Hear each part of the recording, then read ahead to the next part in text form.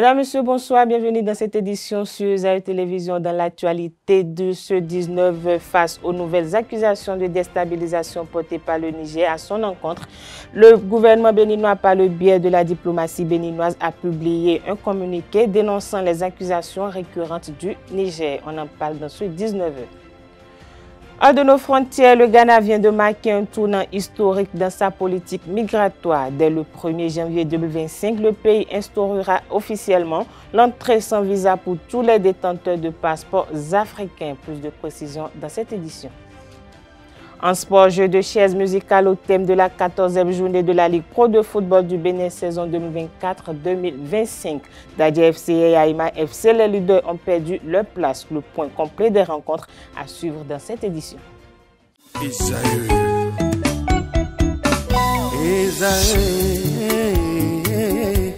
Vous recherchez une école de référence pour une double formation universitaire et professionnelle de qualité? Voici l'opportunité à ne pas rater. L'École supérieure d'administration, d'économie, de journalisme et des métiers de l'audiovisuel ESAE vous offre des programmes d'enseignement en licence et en master orientés vers l'emploi qui font d'elle une référence à travers les filières de l'administration générale et territoriale, l'administration du travail et de la sécurité sociale, droit, diplomatie et relations internationales, administration hospitalière, universitaire et intendance, journalisme et métiers de l'audiovisuel et toutes les filières des sciences de gestion. Une seule adresse, www.esae.bj.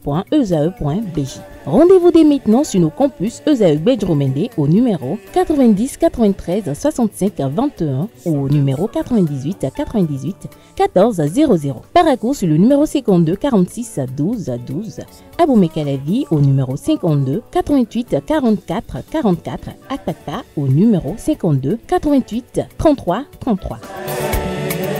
ESAE, l'excellence à un nom.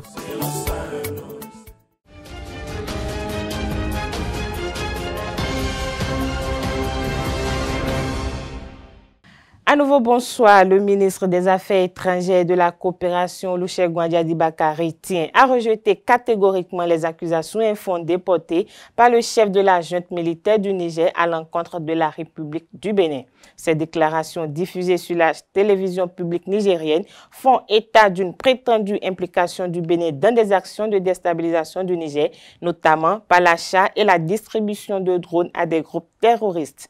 Le ministre béninois des Affaires étrangères affirme avec fermeté que ces accusations sont totalement fausses et dénuées de tout fondement objectif. Dans un esprit de responsabilité, le chef de la diplomatie béninoise a adressé un courrier officiel à son homologue nigérien pour exprimer sa protestation. Il a convoqué la chargée d'affaires de l'ambassade du Niger au ministère des Affaires étrangères à Cotonou afin de lui faire part de la position officielle du gouvernement béninois. Dans un communiqué officiel rendu public ce lundi 30 décembre 2024, la ministre du Travail et de la Fonction publique, Adidiatou Matisse, a rappelé aux citoyens béninois que la journée du 1er janvier, célébration de la fête du Nouvel An, est une journée fériée, chômée et payée comme le stipule la loi numéro 90-019 du 27 juillet 1990. Dans son message, Adidiatou Matisse a transmis ses meilleurs vœux à l'ensemble de la population béninoise. Je cite, « Au nom du gouvernement, je souhaite à tous une bonne fête du Nouvel An », a-t-elle déclaré, réaffirmant l'engagement des autorités à préserver le bien-être des citoyens et à soutenir les travailleurs dans leurs droits. Le club de culture juridique a organisé le samedi 28 décembre 2024 une conférence de causerie sur le thème de protection des droits de l'homme et des peuples. Un moment d'échange entre les membres et le conférencier, le professeur Horace Segnona Adjolong. Le reportage avec Anedo. Le système africain de protection des droits de l'homme et des peuples, c'est la thématique qui a réuni les apprenants du club de culture juridique. Un moment de partage d'expériences et de causerie avec l'invité d'honneur, le professeur Horace Segnona Adjolong. Passant de son parcours éducatif aux expériences dans le monde juridique, l'expert s'est ouvert aux plus jeunes. Nous avons pu échanger au sujet de questions importantes et intéressantes, les droits de l'homme en Afrique, et notamment la garantie et la protection juridictionnelle des droits de l'homme. J'ai pu tout d'abord partager mon expérience personnelle avec ces jeunes personnes qui sont intéressées par la question juridique. Je crois que l'un des reproches qu'on fait au système éducatif, notamment les systèmes universitaires en Afrique, c'est de ne pas former des jeunes qui sortent avec des moyens de défense qui leur permettent d'embrasser la vie tout de suite. Et dans le domaine du droit, je crois que c'est un défi qui est encore plus important. Et le club de culture juridique vient à point nommé par ses activités d'échange avec des personnes du milieu professionnel, des professionnels notamment au plan national et international.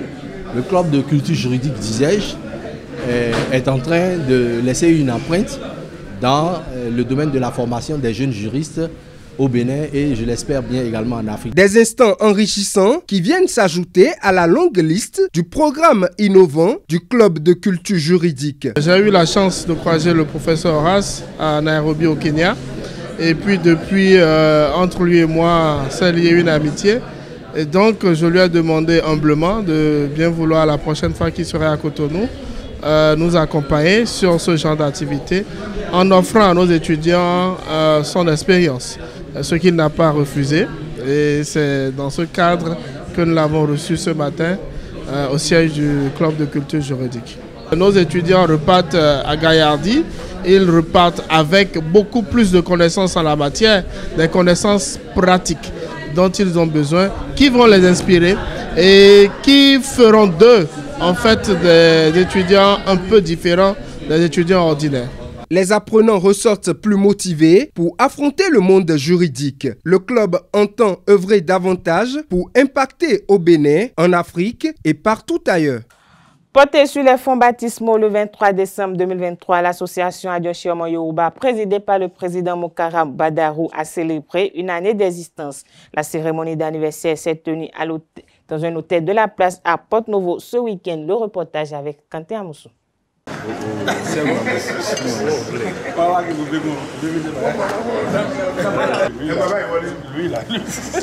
C'est dans cette ambiance festive que l'association Adjochiomon Yoruba du Bénin a célébré une année d'existence depuis sa création le 23 décembre 2023. Pour son premier anniversaire, le président de l'association Mukaram Badarou a saisi l'occasion pour rappeler les objectifs des fils et filles Yoruba rassemblés autour de ce creuset.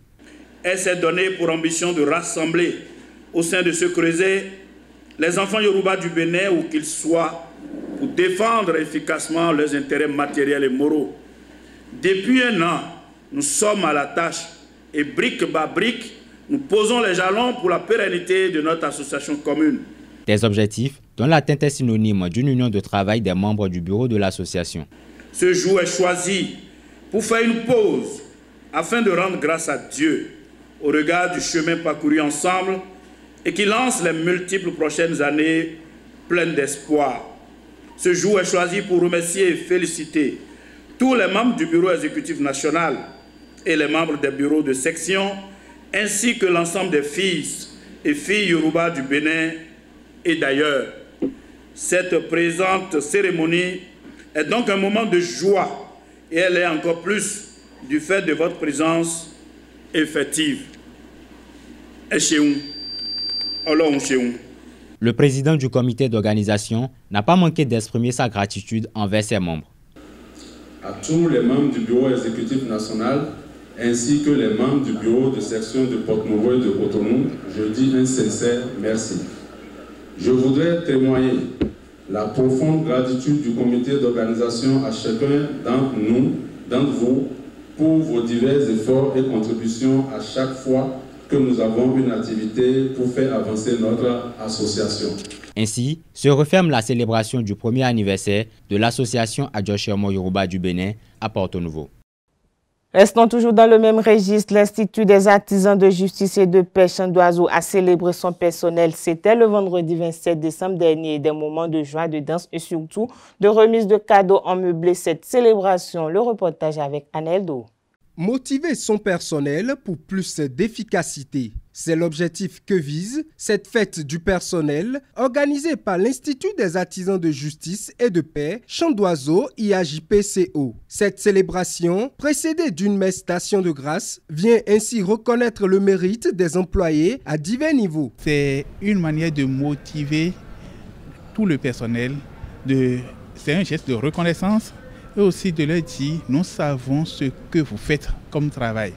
Et ils se sentent aimés, ils se sentent vus Et cela les motive davantage à s'améliorer, à aller de l'avant. Nous confions chacun d'eux au Seigneur à travers une célébration eucharistique. Après cela, il y a l'action de grâce où ils chantent, ils dansent, ils rendent grâce à Dieu pour tout ce que le Seigneur leur a donné. Pour clôturer, on leur donne un cadeau, un présent qui symbolise l'année, qui symbolise la fin, ce que chacun fait, dit bon merci par un geste de reconnaissance. Chants, danses et remises de cadeaux ont meublé ce moment riche en émotions. L'IAJPCO a également honoré 2 de ses employés qui ont pris leur retraite. Un acte très apprécié. Nous vivions. Nous bon, mais en soi, de démêler. Oui, non. Et vivons-nous. Oui, on a noté. Sans Dieu, il n'y a rien. Mettez Dieu dedans, tout marchera. Mettez Dieu. Et il faut mettre aussi la rigueur. Rigueur au travail. Soyez à l'heure et respectez vos responsables. Soyez dociles, c'est tout ce que je peux vous dire. L'Institut des artisans de justice et de paix, Chant d'Oiseau, a offert des présents à tous ses employés. Cette reconnaissance va remobiliser la troupe pour mieux affronter les défis de 2025. Le vendredi 27 décembre dernier, la Société Générale d'Équipement et Technologie Get Medical a célébré ses 20 ans d'existence. Un moment de réjouissance qu'elle a partagé avec ses clients, partenaires et employés. Le reportage avec notre envoyé spécial, Anaïdo. 20 ans déjà qu'elle a vu le jour. L'entreprise Jet Medical a célébré avec ses clients, partenaires et employés ses noces de porcelaine. Un moment de communion et surtout de reconnaissance pour le chemin parcouru. Je suis très reconnaissant et je vous dis merci. Votre présence nous honore sérieusement. Après 20 ans, je suis sincère et plein d'émotion en rendant grâce à Dieu Tout-Puissant. Parce qu'il y a 20 ans, quand nous avions commencé, nous n'aurions jamais imaginé que nous serions là aujourd'hui. Nous avons impacté plus de 1839 formations sanitaires du Bénin et de la sous-région. Nous avons installé et maintenu pendant toutes ces années plus de 825 échographes, plus de 100 appareils de radiologie et nous avons installé, je vous le dis, 5 scanners. Près de 351 blocs opératoires ont vu notre main d'impact. En 20 ans d'existence, la Générale d'Équipement et Technologie est devenue incontournable dans le secteur médical en fournissant du matériel médical de qualité à des prix abordables en un temps record. Son service après-vente fait de Jet Medical une référence. Il se transforme en banque, en financier et il vous accompagne dans l'acquisition des équipements. Tout le monde ne le fait pas non plus. Encore une fois, félicitations. 20 ans dans le médical, ce n'est pas donné à tout le monde. Il a impacté, il est même un préfinanceur, en commençant d'abord par les cliniques privées. Donc, de façon indirecte, il a contribué à l'amélioration du système sanitaire au Bénin, à l'amélioration de la qualité des soins et donc a contribué à une meilleure qualité de vie au Bénin. 3 choses m'ont marqué.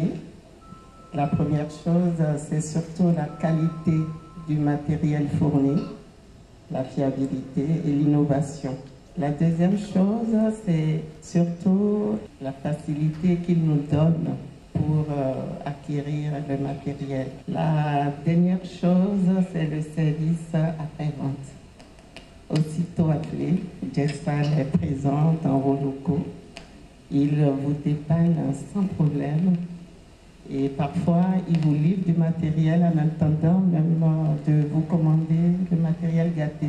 Cette célébration marque le début d'une nouvelle ère pour Jet Medical qui ambitionne de faire l'assemblage et après la fabrication d'équipements médicaux. Dans moins de 2 jours, les citoyens du Bénin et de par le monde célébreront l'entrée dans la nouvelle année 2025. À cet effet, une équipe de notre rédaction a pris le pouls des préparatifs dans la ville de Cotonou. Élément signé Francis Fahami. 20 ans déjà qu'elle a vu le jour, l'entreprise Jet Medical a célébré avec ses clients, partenaires et employés ses noces de porcelaine. Un moment de communion et surtout de reconnaissance pour le chemin parcouru. Je suis très reconnaissant et je vous dis merci. Votre présence nous honore sérieusement. Après 20 ans, je suis sincère et plein d'émotions en rendant grâce à Dieu Tout-Puissant. Parce qu'il y a 20 ans, quand nous avions commencé, nous n'aurions jamais imaginé que nous serions là aujourd'hui.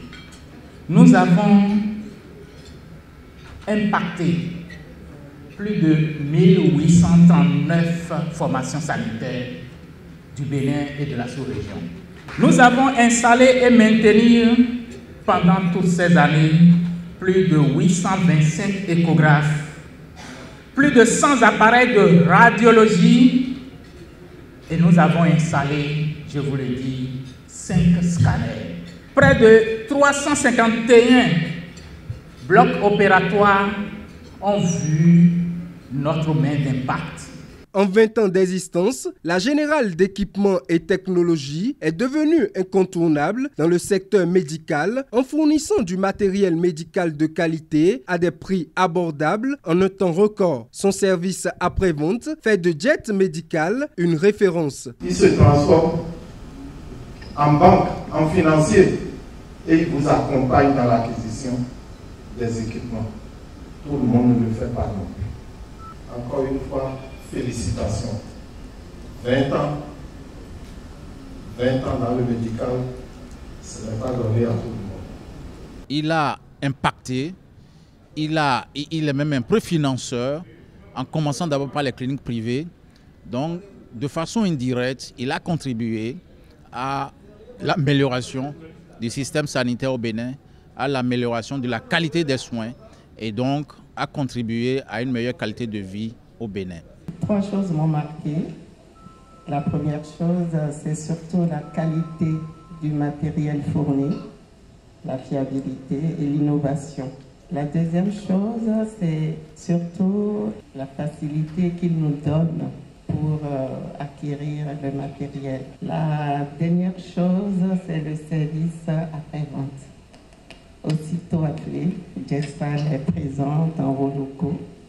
Il vous dépanne sans problème et parfois il vous livre du matériel en attendant même de vous commander le matériel gâté.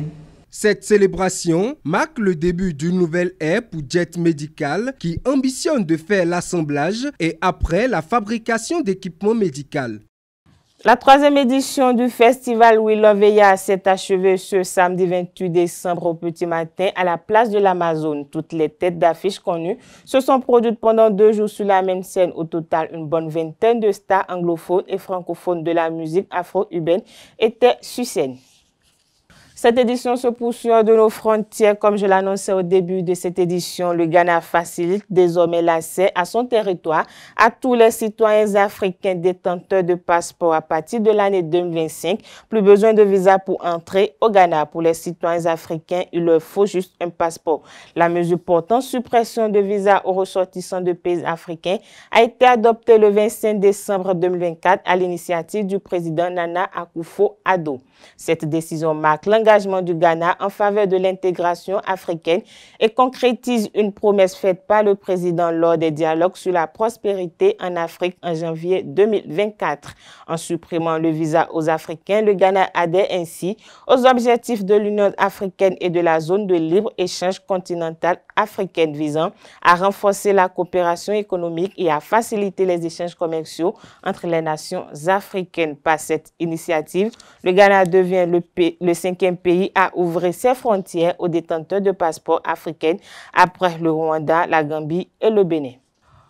Du Ghana direction le Gabon, le ministre de l'Intérieur a annoncé le lancement d'une opération de révision des électorales du 2 au 31 janvier prochain. L'opération vise à préparer les élections générales qui mettront fin à la transition entamée Au lendemain d'un coup d'État du 31 août 2023, la révision des listes électorales du Gabon concerne en priorité les jeunes qui viennent d'avoir 18 ans et ceux qui souhaitent changer de centre de vote.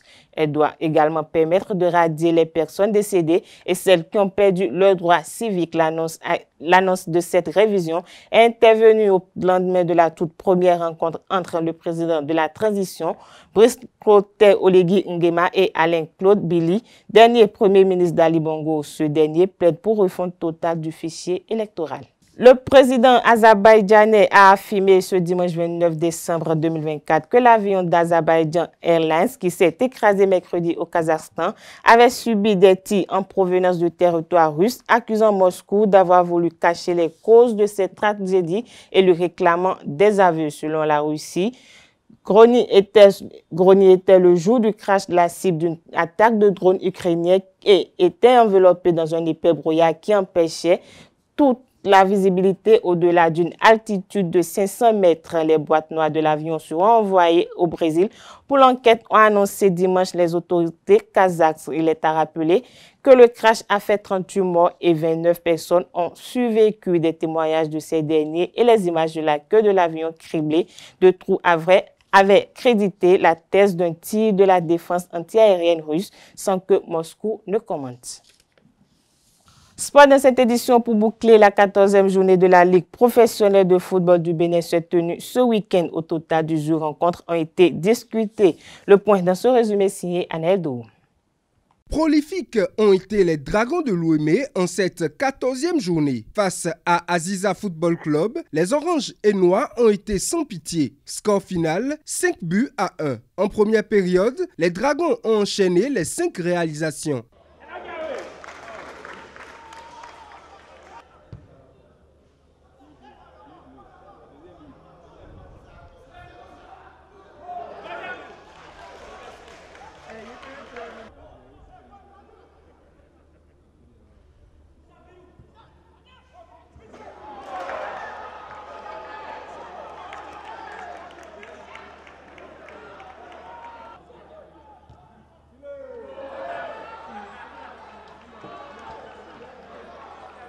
De retour des vestiaires, Aziza se réveille et résiste aux Dragons, mais hélas, les visiteurs ne vont remonter qu'un seul but. Aema Football Club a été ébloui par les étoiles filantes. Le leader du classement s'est fait accrocher par la lanterne rouge. Score final, 1-0. But marqué à la 19e minute.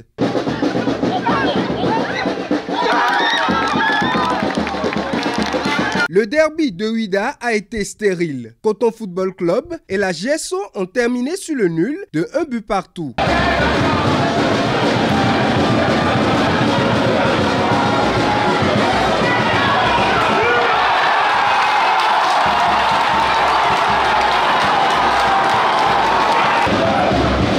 Les deux clubs de la ville n'ont pas pu se départager. Les Requins de l'Atlantique retrouvent le chemin de la victoire. Opposés à Sitatunga, les Requins ont pris les 3 points de la partie avec un seul but marqué. En face d'un concurrent de même niveau, les Awisiwasa ont très vite pris les devants dès la 2e minute.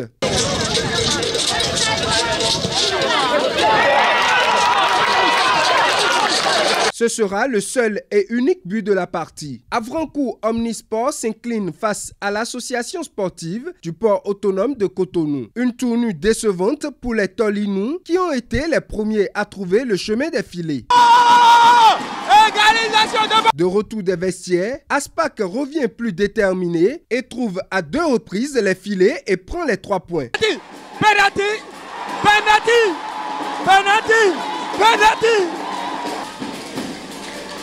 Sankamao, et c'est dedans.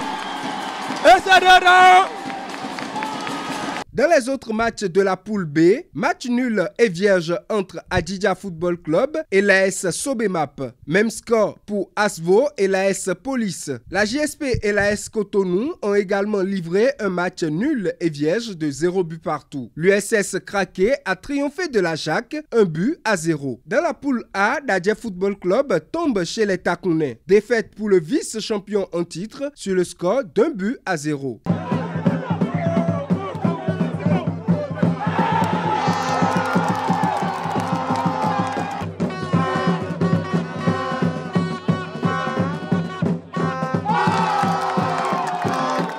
Dynamo d'Abomey s'impose 2-0 face au Panthères de Djougou.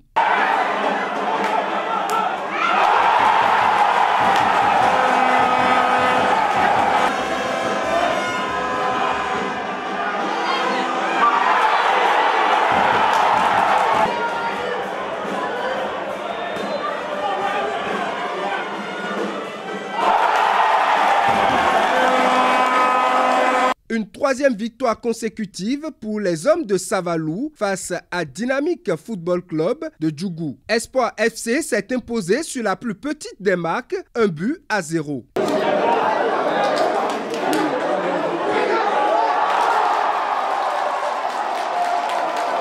Béké s'est également imposé sur CTR face à Real Sport. Le score, 2-0.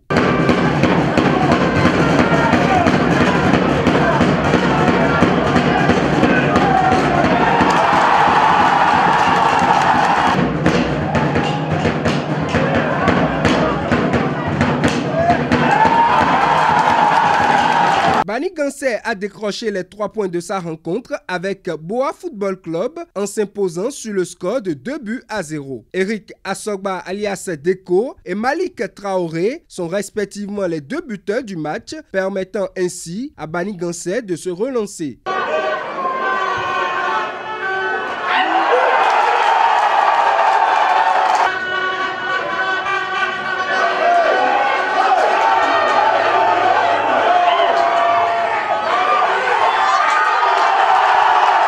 Les Cavaliers de Niki ont trouvé les filets en déplacement à Parakou. Dans un match tendu face à Dynamo de Parakou, Cavalier inscrit un seul but et remporte le match.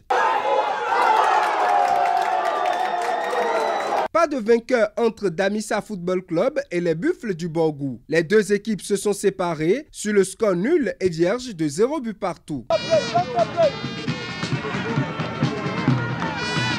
Dans les autres matchs de la poule, l'Autopopo et l'AS Tonnerre se sont séparés sur le score nul d'1 but partout. Même résultat pour Abeille Football Club et Rodio FC. Côté classement, grâce à sa victoire, Dynamo d'Abomey reprend la tête du classement devant Dadje Football Club 2e. L'US Cavalier se positionne à la 3e place avec 25 points. Panthères de Djougou est 4e avec 25 points suivi de Espoir de Savalou 5e avec 23 points. L'Autopopo se retrouve à la 8e place avec 19 points. Dans le bas du classement, Dynamo de Parakou est 17e et Real Sport est 18e. De l'autre côté de la poule B, grâce à sa large victoire, les Dragons de l'Ouémé reprennent la tête du classement avec 27 points. 26 points pour l'AS Sobemap qui se positionne à la 2e place, suivi de Aema Football Club 3e désormais avec 25 points. L'USS Kraké totalise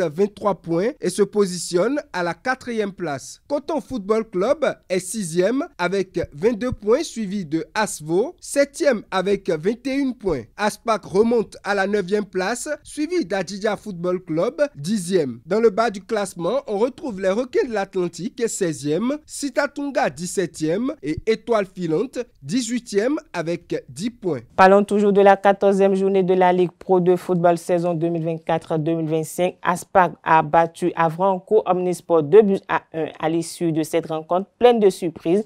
L'association sportive du port autonome de Cotonou a pu remonter à travers un penalty. Le capitaine de Aspac et le président supporter de cette formation ont livré leurs impressions au thème de la rencontre. Ils sont au micro de Djesougo Bounou. Oui, vraiment le dernier match de l'année. Une victoire, mais ça a été très difficile. Mais on a été résilient, on n'a pas baissé la voix, vu qu'on a encaissé le but. On a poussé, Dieu merci, on a égalisé. Et à la dernière minute, on a trouvé une pénalité pour pouvoir gagner. Vraiment, je tiens à remercier les amis qui ont fait des fois, je remercie le bon Dieu aussi, qui nous a donné cette chance-là d'arriver au bout de ce match.